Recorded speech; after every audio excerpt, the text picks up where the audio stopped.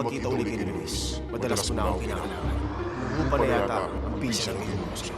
Pag nakuha rin mo na sumakyo, sabay-sabay tayo aalis dito. Hindi naman ako nagpunta dito para kulitin kang pakasalan ako. You mean, nagpunta ka dito para makipag-ayos sa akin? Pwede ko bang malaman saan kayo pupunta? Pupuntahan ko si Rowena at si Luna. Ililigtas ko sila. Bitaw mo si Rowena, Luis! Hindi ko hayaan makuha mo siya sa akin. Sama mo man, Diego! Bakit ba niya tinapin? Bakit mo siya? Ito yung peace offering ko para sa'yo, Joaquin. Tikman mo to. Pangako, hindi mo pagsisisihan. Baka mapatay ni Diego ang mag-apo. Ano inay mo? Ano, Joaquin? May nag-iba ba sa'yo? Kunin mo yung mga importanteng gamit ng nanay mo sa kwarto.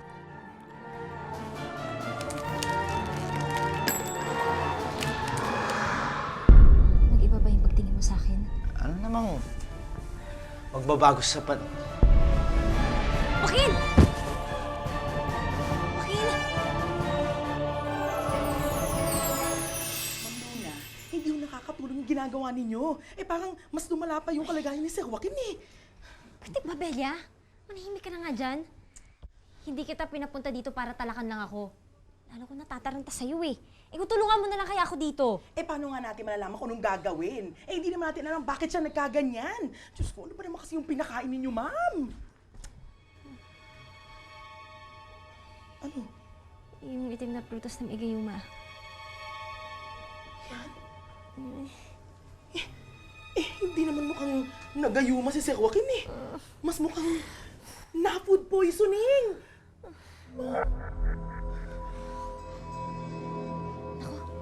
Ako, Belia, inaapoy siya ng lagnat. Naku! Tawagin mo yung driver. Magpatulong tayo sa kanya. Buhatin natin si Joaquin papunta sa van. Sige, ma'am. Diyos ko. Kailangan ko siya ipagamot. Bago pa maging huli ang lahat. Joaquin, I'm sorry. Joaquin. Huwag ka mo nabibigay, ha? Magpakatatag ka, huwag ka susuko. I'm sorry talaga, Joaquin. Ipapagamot kita. Hindi ko hahayaan mawala ka sa akin.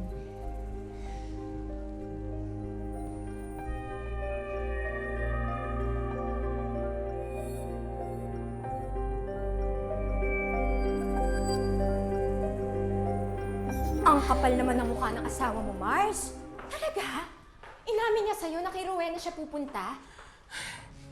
Hindi ko nga maintindihan ng sarili ko eh. Why do I put up with this? I'm a smart, strong woman with a bright future ahead of me when I was young. Pero nawala ang lahat ng yun. Nang pumatol ako sa isang lalaki na hindi naman akong gusto. Ewan ko ba naman kasi sa'yo? Bakit ka nagtsatsaga dyan kay Luis? After all these years, akala ko na makakalimutan niya na si Rowena. Akala ko na matututunan niya akong mahalin. Pero I was wrong. Hanggang ngayon, hindi niya pa rin makalimutan si Rowena. Ang buwisit na babaeng yun, hindi pa rin matanggal sa isip ni Luis. Naku, Mars. What if hindi na umuwi yung asawa mo?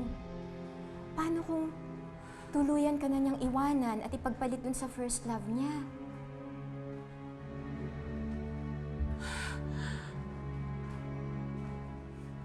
Pag nangyari yun, kakalimutan ko na rin na mahal ko siya. Pag naging miserable ang buhay ko, itatamay ko siya. I'll make sure na hindi siya magiging masaya. At kahit anong mangyari,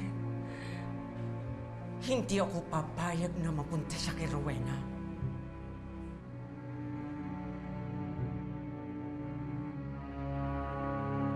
Manong, pakibilis na naman po. Kasalanan ko kung nangyari to eh.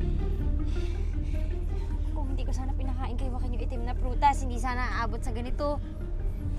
Nagawa ko naman yun dahil mahal ko siya. Alam ko rin na may masamang mangyayari sa kanya. Di sana hindi ko na tinuloy. Naku, Belo, hindi ako matatahimik kung may masamang nangyayari sa kanya.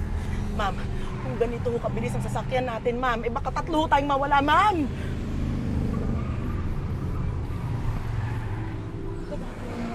Ma'am, bakit dito tayo dumaan? Ma'am, hindi ito yung daan papunta sa ospital. Kasi nga, hindi natin dadalhin si Joaquin sa ospital. Dadalhin ko si Joaquin kay Papa Diego. Eh, Kasi alam kong siya lang ang may kaya magpagaling sa kanya. bakit siya? Hindi naman ho siya doktor. Kasi nga kay Papa Diego galing yung itim na prutas. Kaya alam ko siya lang ang may alam kung anong dapat gawin. Joaquin, huwag ka muna sumuko ha. Dadalhin kita kay Papa Diego. Gagamutin ka niya. Gagaling ka din.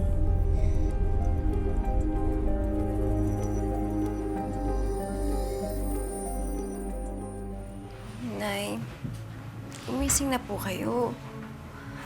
Ang tagal-tagal niyo na natutulog. Papasyal pa tayo ni Daddy. Pagluluto pa kita ng paborito mong pagkain. Kakwentuhan pa kita ng lahat ng mga pinagdaanan kong mga panahon nagkahiwalay tayo. Gising ka na, Nay. Anak, huwag ka mawalan ng pag-asa. Manalangin tayo sa Panginoon. Pag-agalingin niya ang inay mo. Huwag ka mag-alala. Sana nga po, Daddy.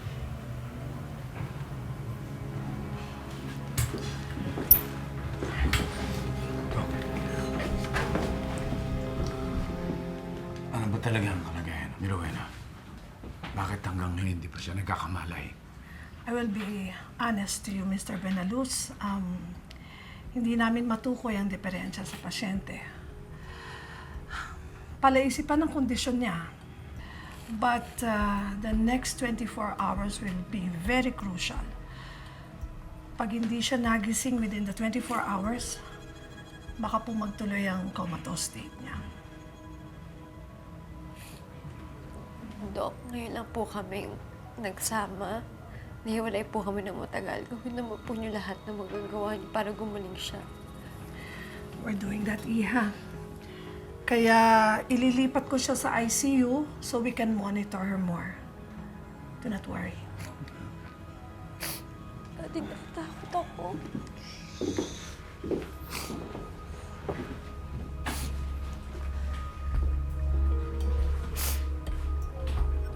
Anak, matakot. Matakot. Marami na napagdaan ng inay mo. Nalagpasan niya lahat ito. Matapang siya, anak. Kailangan lang maging matatag tayo dahil sa atin siya huhugot ng lakas.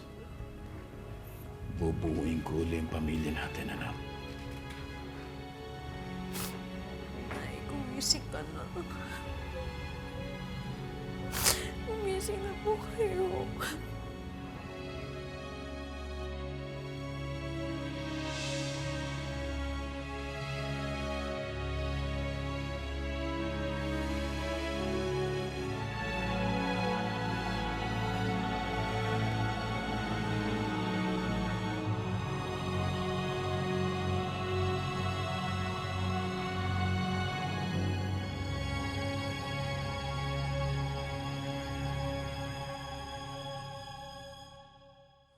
Paano mo nagawa sa akin to?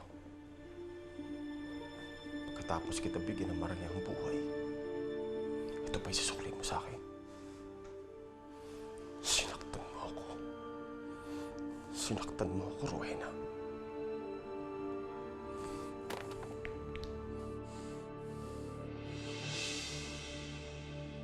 Papa! Nasaan ka? Nandito ako! Papa! Papa, may nangyari kay Joaquin. Yung prutas na binigay mo, masama yung epekto sa kanya. Papa, tulungan mo naman kami. Natatakot ako ngayon kung mawala siya sa akin. Papagamutin mo siya! Umilaw ka luna! Posible hindi gumana ang gayong ang binigay ko sa'yo. Mabuti rin ang kondisyon niya. Maniwala ka sa akin. Hindi mo ba nakikita yung lagay niya? Ano gusto mo gawin ko? Tumunga lang at hintayin siya mamatay? Bakit ba ayaw mo siyang tulungan? Papa, kumilos ka na! Papa! Huwag mo akong inuutosan, Luna! Tulad ng sinabi ko sa'yo, walang masamang mangyayari sa kanya. Bakit ba ayaw mo maniwala sa akin?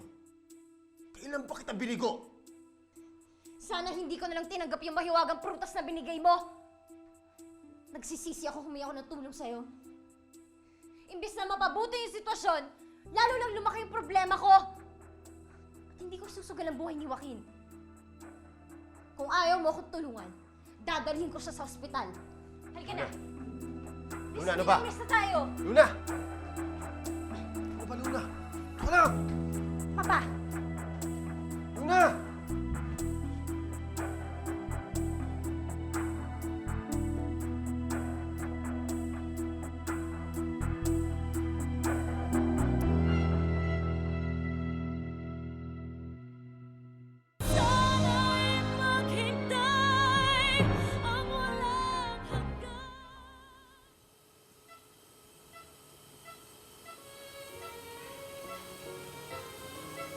Nay, huwag po kayo mag-alala dahil hindi ko po kayo iiwanan. Aalagaan ko po kayo. Tulad ng pag-aalaga ko kay Joaquin dati. Nakumotos din kasi siya dati. Hanap-hanap ka.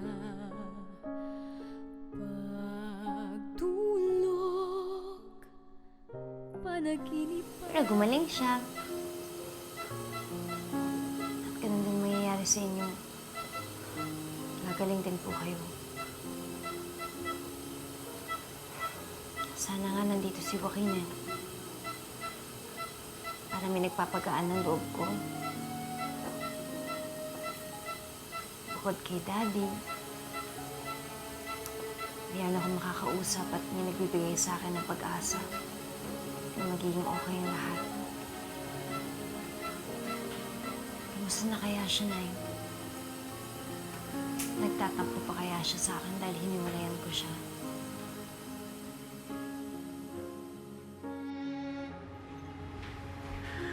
Kaya pala tawag ng tawag si Ate Blanca. Napahamak kaya si Inay. Bakit ba nangyayari itong ngayon, Belia? Bakit ba kailangan sabay pa ma-hospital yung dalawang taong mahal ko?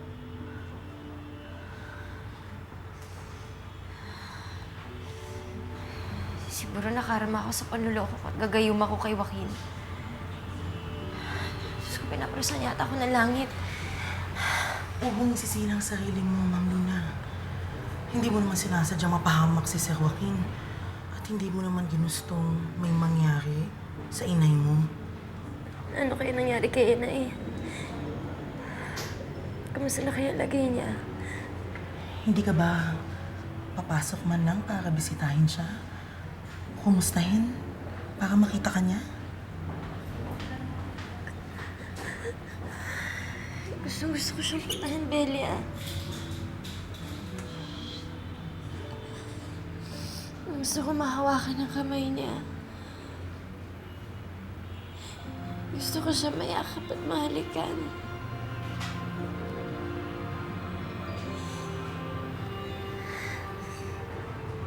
Ano, baka magtaka si Ate Blanca kung bakit ako nandito sa ospital. Baka malaman pa niya na nandito si Joaquin. Pero ano masama doon? Ayokong iharap si Joaquin kay Ate Blanca. Pagkatapos ng lahat ng pinagdaanan ko, para lang makuha si Joaquin, hindi ko naman susuli si Joaquin sa kanya. Baka magkabalikan pa sila. Kung kailangan ko itago si Joaquin, gagawin ko. Pero si Inay, sana mapatawad ako, Inay, kung hindi ko siya madalaw. Dadasal ko na lang siya. Pati nandiyan naman si Ate Blanca. Hindi niya papabayaan si Inay. Halika na, Bella. Kailangan ako ni Joaquin.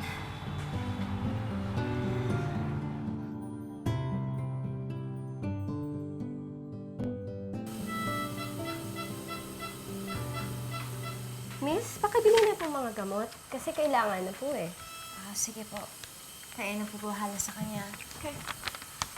Nay, babalik po ako, ha?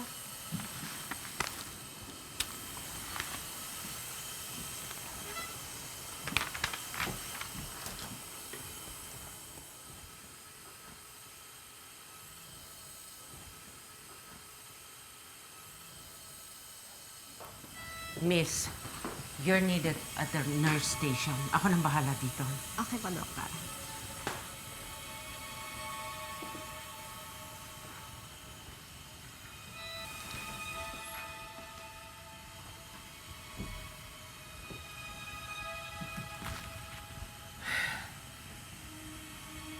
Dapat noon pa lang, tinuluyan na kita ng sinagasaan kita. Dahil sawang-sawa na ako sa pagkukumpetensya sa pagmamahal ni Luis. Pero ngayon, tatapusin na kita, Rowena. Sweet dreams. May you forever rest in peace.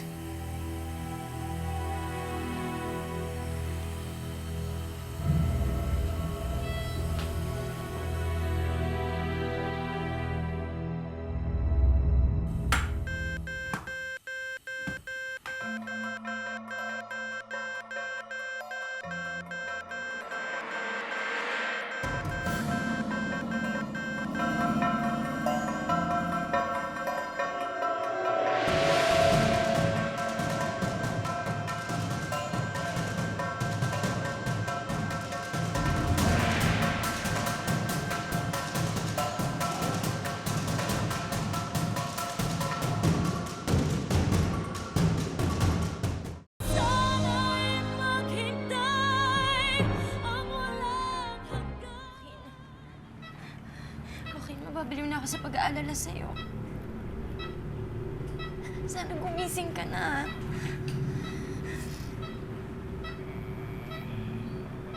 Joaquin? Joaquin? Joaquin, naririnig mo ba ako? Nagsisisi na ako sa ginawa ko. Sa pinakain ko sa'yo. Alam ko nang mali ako, Joaquin. Dahil sa sobrang pagmamahal ko sa'yo, naging desperada ako. Joaquin! Bella! Joaquin, ano nangyari sa'yo? Nurse! Nurse, tulungan niyo kami! Nay? Nay! Nay? Inay! Tawagin mo, doktor, anak. Bella, tawagin mo yung nurse! Nurse! Tulungan niyo kami!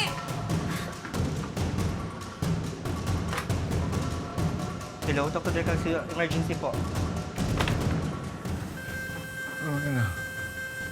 Rowena. Diyos ko po. Huwag niyo po abayaan si Rowena, Panginoon po. Iligtas na po siya. Hindi ko na kaya mawala siya sa buhay. Excuse me, Mr. Bernales. Nurse, pakicheck yung ID. Kailangan ko mag-CPR, ha?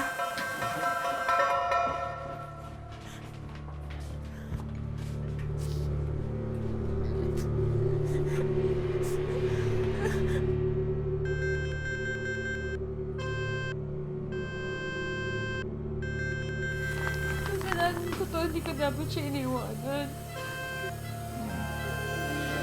Hindi ka sa Diyos. Hindi siya papabayaan ng Panginoon.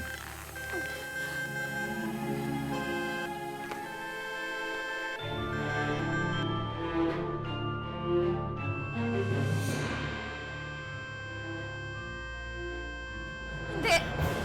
Hindi siya pwedeng mamatay! Tulungan niyo siya! Buhayin niyo siya, Joaquin! Huwag kami bitaw! Tulungan niyo siya! Buhayin niyo siya! Huwag kayo tumigil, Joaquin! Ma'am, tama na po. Ma'am, tama na po.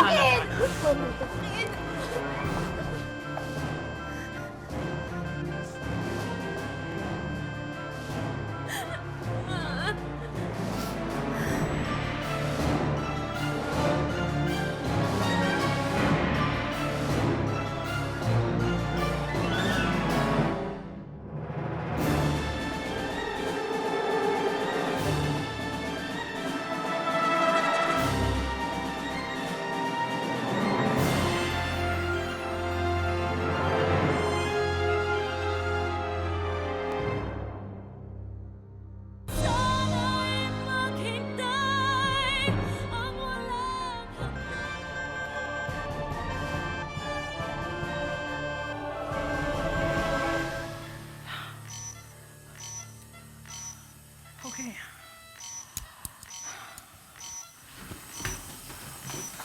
Lucia, She has a pulse. salamat po. Salamat po. Salamat po, Diyos, at ligtas ko yun, Nay.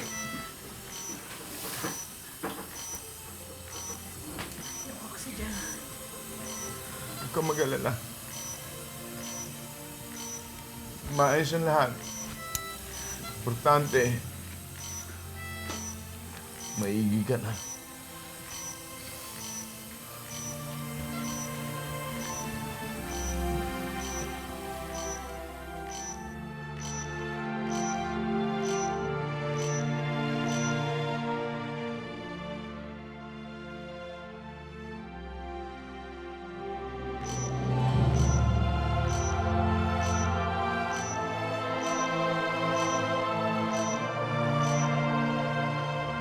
Wisit ka, Rowena. Hindi ka pa rin mamatay-matay. Hindi pa ako tapos sa inyo ni Luis. Enjoy your happiness while it lasts. Dahil hindi ko kayo titigilan ng hanggat hindi ko kayo nasisira.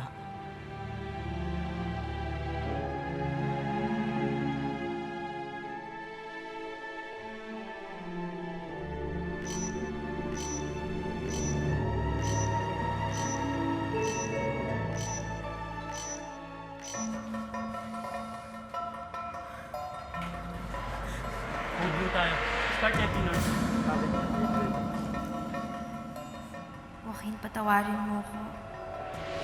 Ako ang dapat sisihin kung bakit agaw buhay ka ngayon. Okay, clear. Kung hindi ako naging makasarili, hindi sana mangyayari to. Sana nirespeto ko na lang ang damdamin mo. Sana hindi na kita pinilit kainin ng gayuma. Kung maibabalik ko lang ang mga pangyayari, gagawin ko. Huwag mo lang akong iwan, Joaquin. Itatama ko na ang lahat ng pagkakamali ko. Mabuhay ka lang. Clear.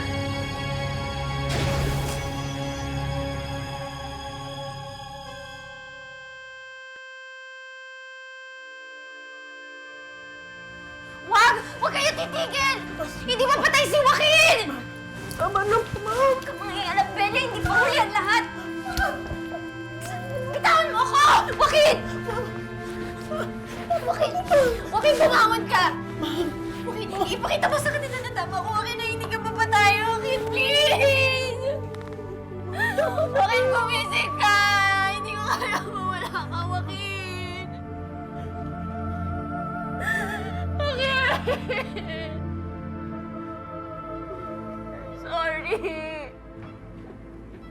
I'm sorry, Joaquin!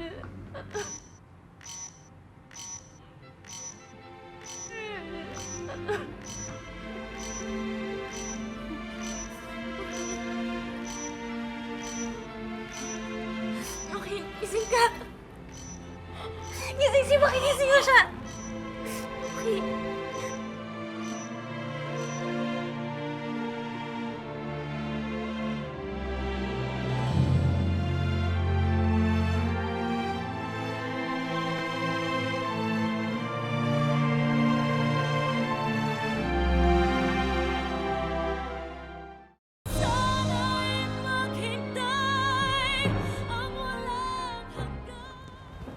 Stable ng vital sign ni Mr. Alvarez.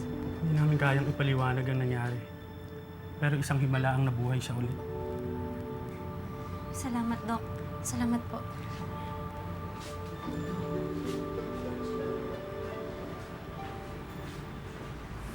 Totoo ba ang sinabi nila?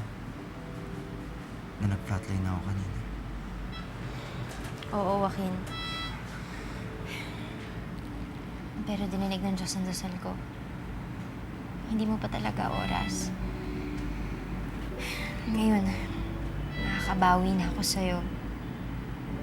May tatama ko ng lahat ng pagkukulang ko. Ako rin nagpapasalamat. Dahil dugtungan pa yung buhay ko. Marami akong gustong ituwid. At unang-una na dito yung tungkol sa ating dalawa. Ano ibig mong sabihin? Alam kong nasaktan kita. Nung tinanggihan ko yung pag-ibig mo noon. Pero Luna, pinagsisisihan ko na yun.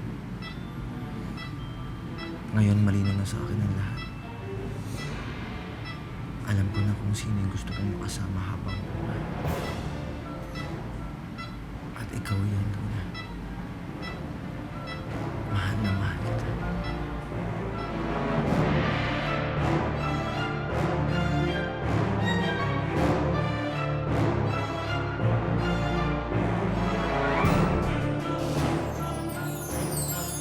I'm Divine Alvarez Buenaluz. Asawa ko ni Luis.